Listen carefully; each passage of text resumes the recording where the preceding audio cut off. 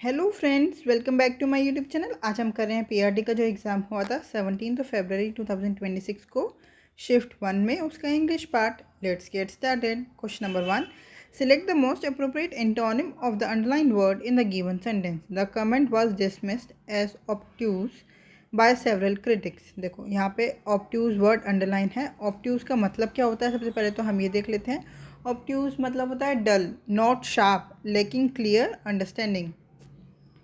डल, और हम लिख सकते हैं नॉट शार्प। और क्या बोल सकते हैं हम, लैकिंग क्लियर अंडरस्टैंडिंग।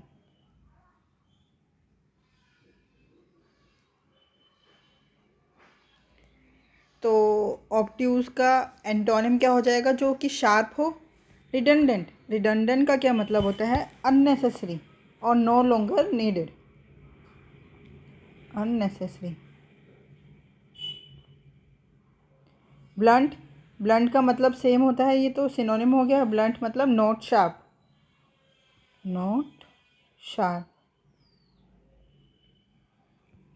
वेग, वेग का मतलब होता है अनक्लियर। शार्प, शार्प हो गया इसका ऑब्ट्यूज का antonym. Option number 4 is the correct answer. Question number 2, choose the correct option to complete the sentence. I saw dash unusual bird and dash elephant in the forest. देखो हमारे को article fill करना है इसमें। Unusual sound कैसे आ रही है, मतलब यहाँ पे वोवल के लिए साउंड आ रही है, तो क्या आ जाएगा, n. I saw an unusual bird and elephant, a की साउंड आ रही है, तो ये यहाँ पे भी क्या आ जाएगा, an elephant in the forest. तो आंसर क्या हो गया हमारा, option number 2 is the correct answer. Question number 3, select the most appropriate option to fill in the blanks.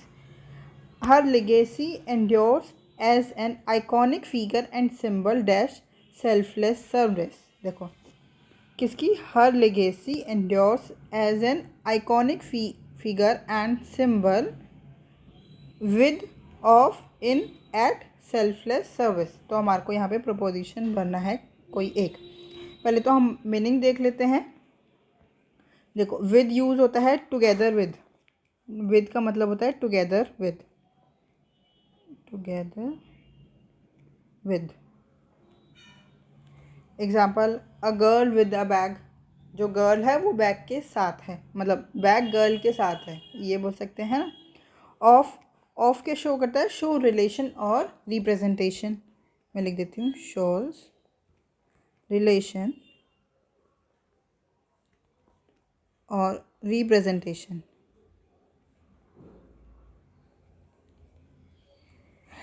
अगर आप अगर कमेंट में बताना कि अगर आपको जो ये मैं लिख रही हूँ एनोटेशन वाली पीडीएफ चाहिए, तो मैं टेलीग्राम चैनल पे अपलोड कर दूँगी, तो आप मुझे कमेंट करके बताइए।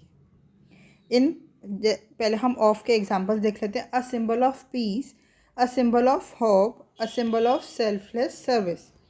तो यहाँ पे शो कर रहा है इस हर का सिंबल ऑफ सेल्फलेस सर्विस। तो आंसर क्या हो गया हमारा, option number 2 is the correct answer. In, in हम जनरली इंडिकेट्स करते हैं इनसाइड, विद इन और during a period. Like he lives in Delhi, shows shows नहीं, generally indicates, generally indicates inside, या हम विद इन भी कह सकते हैं, ठीक है। At, at specific point, place और टाइम को शो करता है। Indicates a specific place, point और टाइम। एग्जाम्पल के लिए, शी इज़ एट स्कूल, अभी वो स्कूल में है, ठीक है। Question number 4, select the most appropriate article to fill in the blanks. If no article is needed, select no article required. he is studying how pollution affects dash atmosphere and human health. अब हम यहाँ पे क्या लगाएंगे, article देखना है. देखो, he is studying how pollution affects atmosphere and human health. तो पर्टिकुलर के बारे में बात हो रही है यहाँ पे, अर्थ के एटमॉस्फेयर के बारे में बात हो रही है. तो वो एक स्पेसिफिक चीज़ हो गई, अर्थ का एटमॉस्फेयर. तो हम क्या करेंगे, the atmosphere and human health. तो आंसर क्या आ गया हमारा, option number 2 is the correct answer. Question number 5, arrange the following jumbled sentence to make a coherent and meaningful sentence. देखो ऑप्शन देखो, पी से स्टार्ट हो सकता है, क्यू से, एस से, है ना. तो पहले क्या पढ़ूँ, P, just in time to catch. फिर Q, the bus that was about to leave for her school. उसके बाद हम एस पढ़ लेते हैं एक बार. देखो, Meera rush to the bus stop. उसके बाद just in time to catch the bus that was about to leave for her school. Yes. S के बाद पी, क्यू, आर और एस. देखो मैंने एस से ही क्यों स्टार्ट किया, just in time to catch. इससे पहले हमारे को जो मेन इंट्रोडक्शन है वो नहीं है. इंट्रोडक्शन एस ने दिया है कि मीरा जल्दी से बस स्टॉप पर भागी. Meera rush to the bus stop just in time to catch the bus that was about to leave for her school. Option number 3 is the correct answer. Question number 6. Choose the option that best complete the sentence using an appropriate preposition. We walked slowly dash the narrow path in the forest. कैसा narrow path है, into, over, beside या through. तो देखो क्या है, into का मतलब क्या होता है, into मतलब movement from outside to inside. She walked into the room. Example के लिए, she walked into the room. बाहर से रूम के अंदर गई. She walked into the room. ठीक है. ओवर का मतलब होता है अबव और across something. She jumped over the wall या he jumped over the wall. क्या, अबव और अक्रॉस. और हम एग्जाम्पल क्या लिख सकते हैं, he jumped over the wall. Over the wall. Beside मतलब नेक्स्ट टू और by the side of something. Beside का मतलब होता है नेक्स्ट टू. और हम इसका एग्जाम्पल क्या लिख सकते हैं, we sat beside the river. We sat beside the river. और थ्रू मतलब होता है from one end to another. We walked slowly through the narrow path in the forest. We walk through the forest, है ना, from one end to another. और हम ये भी बोल सकते हैं अलोंग द इनसाइड. ठीक है. आंसर क्या हो गया हमारा, option number 4 is the correct answer. Question number 7, find the option that complete the second pair to match the relationship of the first pair. Ignorance, failure.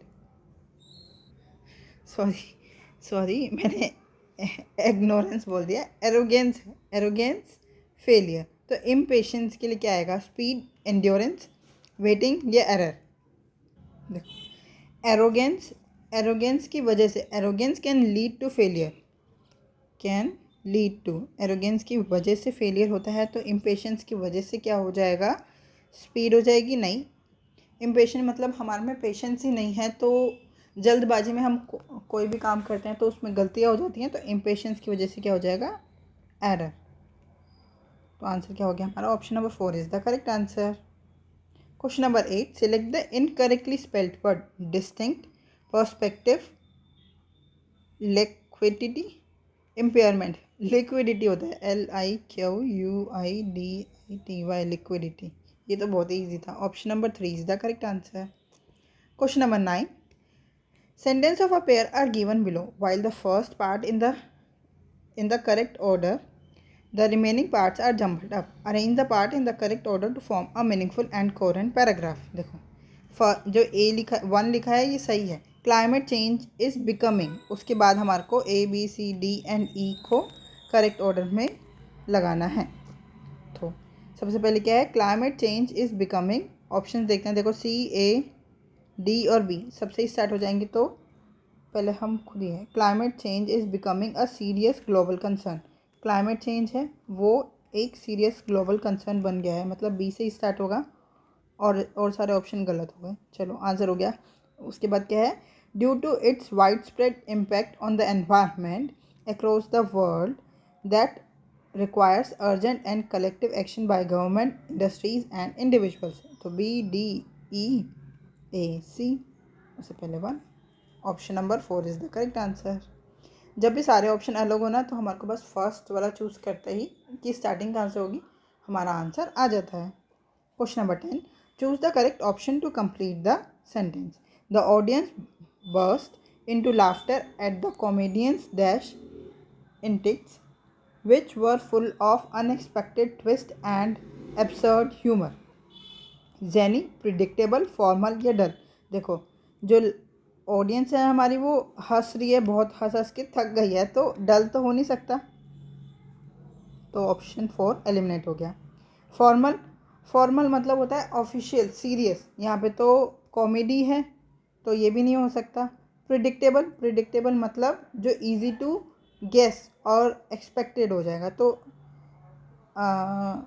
हम यहाँ पे ये वर्ड नहीं यूज़ कर सकते हैं। इसके लिए प्रिडिक्टेबल के लिए हम एग्जांपल दे सकते हैं, the ending of the movie was predictable, है ना। और ज़ेनी, ज़ेनी इज़ द करेक्ट आंसर, क्योंकि 3 ऑप्शन तो हमने एलिमिनेट कर ही दिए। और ज़ेनी का मतलब क्या होता है, फ़नी, सिली और वाइडली अनकन्वेंशनल।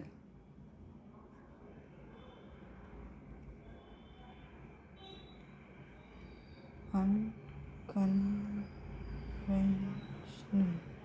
ठीक है। Question number 11. Select the option that is the most appropriate antonym of the highlighted word in the given sentence. The leaves float on the surface of the pond.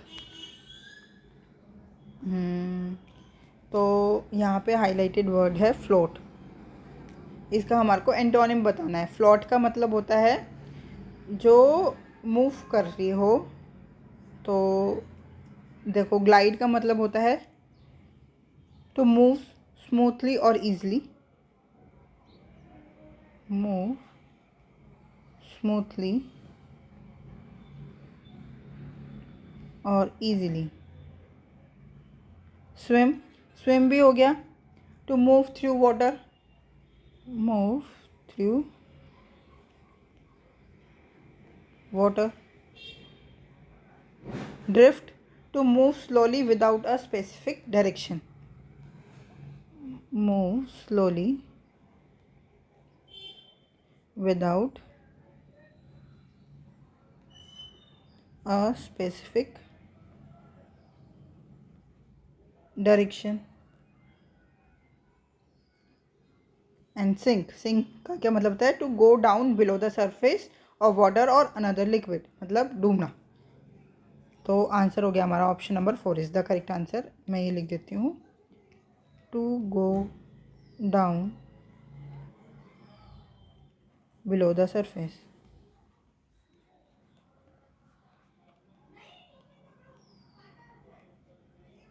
ठीक है। Question number 12. Select the option that can be use as one word substitute for the given group of words published after someone's death. किसी की death के बाद publish होना, ये तो बहुत इजी है, सबको ही पता हो गया, posthumously. Option number 3 is the correct answer. Posthumous means occurring, appearing और published after a person's death. Mundane, mundane मतलब होता है ऑर्डिनरी, रूटीन, ऑर्डिनरी, ये हम कह सकते हैं रूटीन। ठीक है। टेनेशियस, टेनेशियस मतलब परसिस्टेंट, डिटरमिन्ड और unwilling to give up, persistent, determined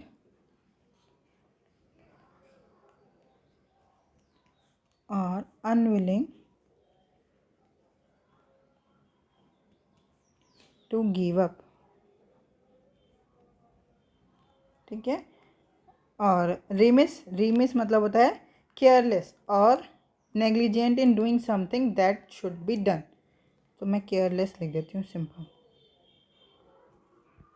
question number 13, select the most appropriate option to substitute the underlined word segment in the given sentence.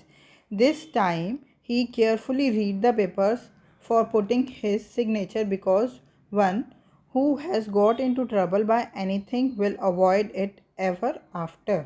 The, the early bird gets the worm, a bad workman quarrels with its tools, a fool's bolt in soon shoot, a burnt child dreads the fire। मतलब देखो इसका मतलब क्या है, जो एक बार किसी problem में पड़ जाता है वो फिर दोबारा देख देख के चलता है। जैसे वो मुहावरा है ना, क्या छाछ का जला दूध भी फूक फूक कर पीता है, समथिंग ऐसे ही है। तो इसी के लिए हमारे को एक वर्ड सजेस्ट करना है। तो हमारा आंसर क्या है, early bird gets the worm, मतलब a person who acts early has a better chance of success. यहाँ पे तो एक्ट्स अर्ली ऐसा कुछ है ही नहीं, तो ये होगा नहीं। A bad workman quarrels with his tools, मतलब a person who does poor work blames their tools instead of accepting their own fault, ये यहाँ पे ऐसा भी कुछ नहीं लिखा। A fool's bolt is soon shot, मतलब a foolish person act hastily और use up their opportunities quickly, यहाँ पे ऐसा भी कुछ नहीं लिखा। A burn child dreads the fire means a person who has suffered from a previous mistakes becomes cautious after repeating it. Yes, option number 4 is the correct answer. Question number 14, in the following question a statement has been given with the highlighted text. You are required to replace the highlighted text with the correct idiom given in the options. A house with a good neighborhood is very rare these days. House with a good neighbour, ये पूरा ही sentence underline है एक तरह से, क्योंकि ऐसा कुछ है ही नहीं। तो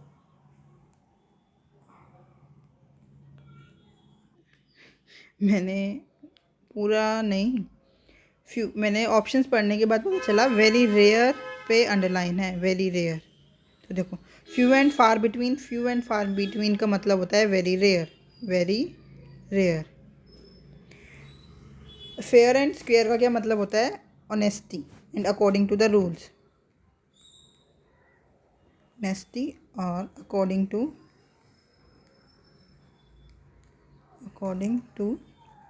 the rules. Ever and anon मतलब ओकेशनली। कट एंड राइट मतलब ऑलरेडी डिसाइडेड और सेटल्ड, डिसाइडेड और सेटल्ड। तो आंसर क्या हो गया हमारा, option number 1 is the correct answer. Question number 15, select the option that rectify the spelling error in the given sentence. देखो the researcher received a subpoena during the parliamentary inquiry into the data fabrication। तो यहाँ पे दो जो word है वही गलत है, एक ये सबपेना और एक फैब्रिसिएशन। तो हमारे को यही देखना है कि करेक्ट स्पेलिंग कौन से वाले ऑप्शन में है। अरे रिसीव्ड भी गलत है, यहाँ पे रिसीव्ड की स्पेलिंग गलत है, तो सबसे पहले ऑप्शन 2 को ही एलिमिनेट कर दिया हमने। सप्यूना की स्पेलिंग करेक्ट होती है SUBPOENA, और इसका मतलब क्या होता है, a legal order requiring someone to appear और प्रोवाइड एविडेंस या डॉक्यूमेंट्स। अलीगल, ये याद करो, अलीगल ऑर्डर होता है ये, ठीक है सप्यूना। अब पार्लियामेंट्री की स्पेलिंग क्या होती है,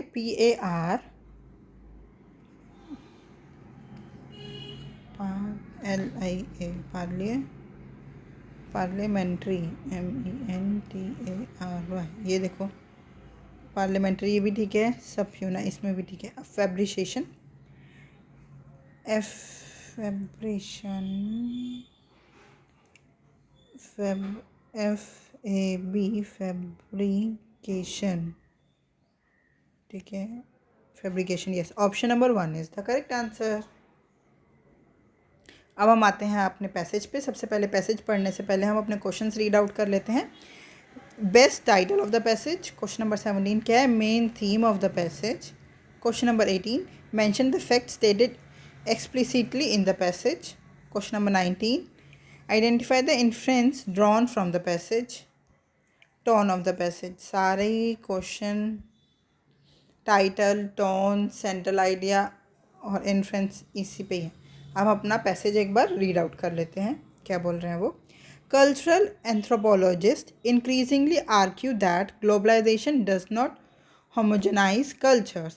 Instead, it generates new hybrid formations that challenge traditional analytics categories. Local identities are not erased but reconstitution through selective appropriation, resistance, and reinvention. For instance, indigenous communities engaging with digital platforms often incorporate ancestral narratives into contemporary media, creating hybridized forms of cultural expression that defy simplicist binaries of modern versus traditional. Anthropological theory emphasizes that cultural changes is neither linear nor passive. Global flows of capital, technology, and information intersect with local hierarchies of caste, ethnicity, and gender. These interactions produce complex cultural negotiations, rituals acquiring new meanings, languages incorporating hybrid vocabulary, and social norms adapting to new economic pressures. The notion of culture as a bounded, coherent unit is therefore increasingly untenable. Com- Contemporary anthropology frames culture as an assemblage, fluid, contingent, and relation. This perspective aligns with post-structuralist critics that foreground power, discourage, and identity construction. Cultural transformation thus becomes a dynamic process shaped by historical memory, global forces, and local agency. क्या है title, क्या देंगे? Globalisation and rise of cultural hybridity, the disappearance of indigenous identities, ancient ritual practices, the failure of technology. तो हम इसका title क्या देना चाहेंगे? सबसे अच्छा क्या है? Globalisation and the rise of cultural hybridity, यही बात करी है इसमें। देखो फर्स्ट लाइन में भी यही लिखा है, cultural anthropologists increasingly argue that globalization does not homogenize cultures. Question number 17. Main theme of the passage, decline of language diversity, the superiority of Western culture, cultural extinction या hybridization and dynamic cultural transformation. तो ये hybridization and dynamic cultural transformation. Option number 4 is the correct answer. Question number 18. Mention the facts stated explicitly in the passage. तो क्या है? Post structuralism is irrelevant, cultures never change, globalization eliminates all traditions, indigenous groups use digital media to express narratives. Yes, हमारा answer क्या हो जाएगा? Fourth, option number 4 is the correct answer. Indigenous groups use digital media to express narratives. Question number 19. Identify the inference drawn from the passage. Cultures cannot be conceptualized as fixed or static. Assemblage theory rejects power relations. Global flows creates uniformity. Technology destroy cultural agencies. तो इसके लिए हमारा answer क्या हो जाएगा? Inference. Passage में inference मतलब passage में ऐसा कहीं लिखा नहीं है, हमारे को पूरा पैसेज पढ़ के खुद सोचना है कि इन ऑप्शंस में से कौन सा आंसर सबसे ज़्यादा सूटेबल है। तो क्या है? Culture can not be conceptualized as fixed और static, option number 1 is the correct answer. Question number 20, last question of this video, क्या है? Tone of the passage, personal, dramatic, scholarly, interpretive या कॉमेडिक। तो कैसी है टोन? है हमारी scholarly और interpretive, option number 3 is the correct answer. I hope ये 20 क्वेश्चन आपको अच्छी तरह समझ में आए होंगे। अगर आपको कोई भी डाउट है तो आप हमसे जुड़ सकते हैं @mathsps1 टेलीग्राम चैनल पे। Thank you, keep learning, keep practising.